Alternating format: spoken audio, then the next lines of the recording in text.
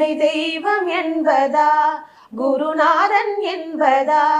என்னை பார்த்து பார்த்து வளர்ப்பதனால் அன்னை என்பதா உன்னை கடவுள் என்பதா கருணை வடிவம் என்பதா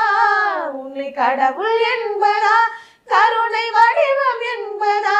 ஐயா ஞானதானம் தந்த உன்னை தந்தை என்பதா உன்னை தெய்வம் என்பதா குருநாதன் என்பதா என்னை பார்த்து பார்த்து வளர்ப்பதனால் அன்னை என்பதா சேரும் செல்வம் எல்லாம் உன் அருளன்றோ பாடும் பாடல் எல்லாம் உன் தயவன்றோ